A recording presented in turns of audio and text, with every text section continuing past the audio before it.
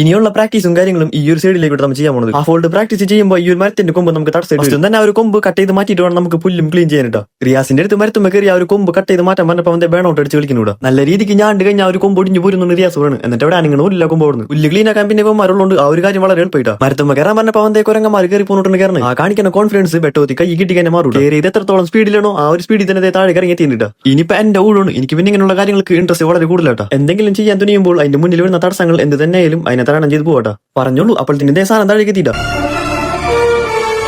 Practice ചെയ്യുമ്പോൾ തടസ്സം വരാണ്ടിരിക്കാൻ വേണ്ടി നമ്മൾ ഇത് അപ്പുറത്തെ പറമ്പിൽ കൊണ്ട് കളയണം. ഇത് കഴിഞ്ഞാൽ ബജ്ജി കിട്ടും എന്നുള്ളതിന്റെ ഉറപ്പില്ലാണ്ട് ഇവരൊക്കെ പണിയെടുക്കണം. ഗ്രൗണ്ടിൽ പ്രാക്ടീസ് ചെയ്യുമ്പോൾ ആ ഒരു വീട്ടിലേക്ക് നല്ല രീതിക്ക് പൊടി കൊണ്ടെന്ന് പറയുന്നുണ്ട്. അതുകൊണ്ട് നമ്മൾ ആ ഒരു ഭാഗം ക്ലീൻ ചെയ്തിട്ടാണ് അവിടെ കഴിഞ്ഞ് പ്രാക്ടീസ് മാറ്റാൻ പോകുന്നത്. സ്വന്തം വീട്ടിൽ ഇതുവരെ പുല്ല് വന്നിട്ട് ഞാൻ ഇതുവരെ ക്ലീൻ ചെയ്തിട്ടില്ല. ഈ ഒരു ഭാഗം പിന്നീട് ക്ലീൻ ആക്കുള്ളൂ. പുല്ല് ഉണങ്ങി കഴിഞ്ഞിട്ടാണ് നമുക്ക് ക്ലീൻ ആക്കണം. പറമ്പ് ക്ലീൻ ആക്കൽ മാത്രമല്ല അതിന്റെ ഇടയിൽ പ്രാക്ടീസും നല്ല രീതിക്ക് നടക്കുന്നുണ്ട്. ഒരു ഉപകാരവും ഇല്ല. ആശാൻ എന്നുള്ളത് പേരിന് മാത്രമേ. ആശാനെ കൊണ്ട് ഒരു ഉപകാരം ഇല്ലെങ്കിലും ഇവന്മാരെ കൊണ്ട് നല്ല ഉപകാരം ഉദ്ദേശിച്ചത് എങ്ങനെയാണോ അതേപോലെ തന്നെ ക്ലീനിങ് കഴിഞ്ഞിട്ടുണ്ട്. ഇനി പയ്യനെ പ്രാക്ടീസ് ആ ഒരു ഭാഗത്തേക്ക് മാറ്റണം. ഇത്രയുള്ളൂ ഇന്നത്തെ വീഡിയോ.